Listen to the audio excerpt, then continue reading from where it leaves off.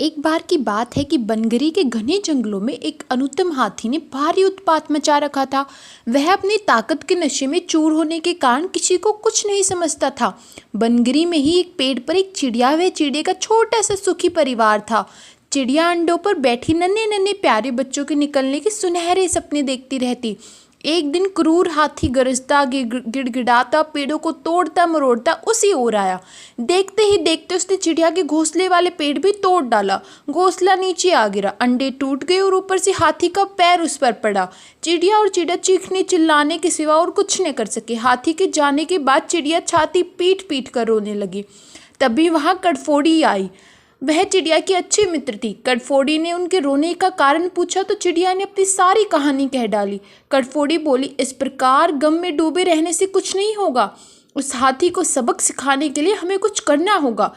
चिड़िया ने निराशा दिखाई। हम छोटे मोटे जीव उस बलशाली हाथी से कैसे टक्कर ले सकते हैं? कटफोड़ी ने समझाया, एक और एक मिलकर 11 बनते हैं। हम अपनी शक्तियाँ जोड़ेंगे। कैसे? चिड़िया ने पूछा। मेरा एक मित्र विखाव नामक भंवरा है, हमें उससे सलाह लेनी चाहिए। चिड़िया और कटफोड़ी भंवरे से मिली। भंवरा गुनगुनाया, यह तो बहुत बुरा हुआ। मेरा एक मेंढक मित्र है, आओ उससे सहायता मांगे। अब तीनों उस सरोवर के किनारे पहुंचे जहां वह मेंढक रहता था। भंवरे ने सारी समस्या बताई। मेंढक भरभराई स्वर में बोला, आप लोग धैर्य से जरा यही मेरी प्रतीक्षा करें, मैं गहरे पानी में बैठकर सोचता हूँ। ऐसे कहकर मेंढक जल में कूद गया। आधे घंटे बाद वह पानी से बाहर आया तो उसकी आंखें चमक रही थी। वह बोला, दोस्तों, उस हथियारे हाथी को नष्ट करने की मेरे दिमाग में एक बड़ी अच्छी योजना आई है।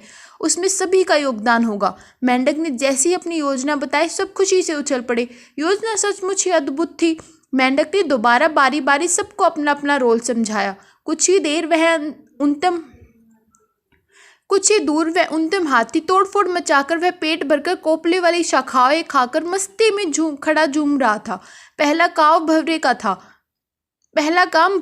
था। वह हाथी के कानों के पास जाकर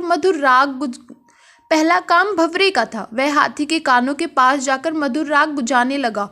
राग सुनकर हाथी मस्त होकर आंखें बंद करके झूमने लगा।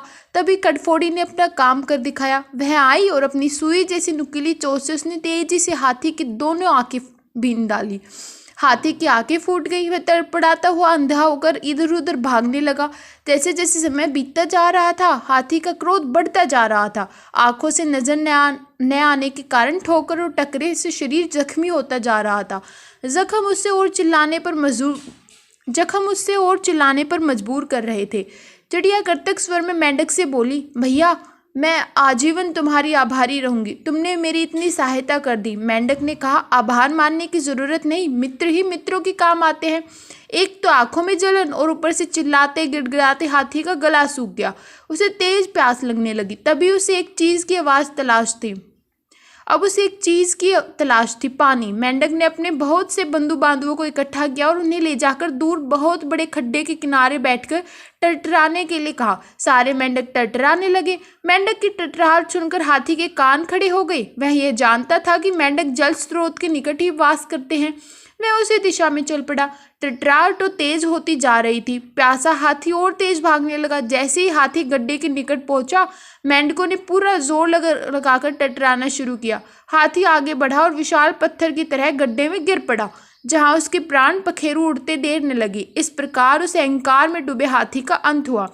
तो इस कहानी से बच्चों हमें क्या सीख मिलती है कि एकता में बल होता है। जब सब मिलजुल कर काम करते हैं तो हम कुछ भी कर सकते हैं, और अहंकारी का देर या सबेर अंत होता ही है। तो ऐसी ही प्यारी प्यारी कहानियाँ सुनने के लिए चैनल को सब्सक्राइब कर लीजिए और कमेंट बॉक्स में बताइए आपको कहानी कैसी लगी। Bye bye.